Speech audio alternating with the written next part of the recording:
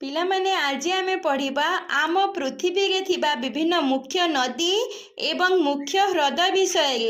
ଆମ ପୃଥିବୀରେ ଅନେକ ଗୁଡ଼ିଏ ନଦୀ ବିଭିନ୍ନ ମହାଦେଶରେ ଅବସ୍ଥିତ।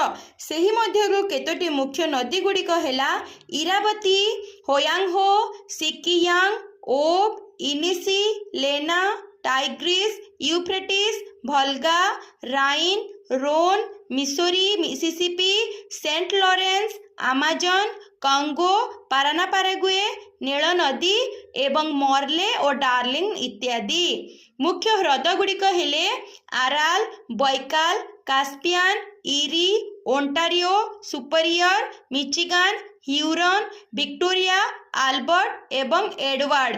ସେହିପରି ଭାରତରେ ଥିବା ମୁଖ୍ୟ ନଦୀ ଗୁଡ଼ିକ ହେଲା ଗଙ୍ଗା, ବ୍ରହ୍ମପୁତ୍ର, ଗୋଦାବରୀ, କୃଷ୍ଣା, କାବେରୀ, ନର୍ମଦା, ତାପ୍ତି, ଶତଦ୍ରୁ, ରାବି, ବିତସ୍ତା ଓ ମହାନଦୀ। ଏବଂ ମୁଖ୍ୟ ହ୍ରଦ ଗୁଡ଼ିକ ହେଲେ ଚିଲିକା, ଡାଲ ଏବଂ ସମ୍ବର ହ୍ରଦ।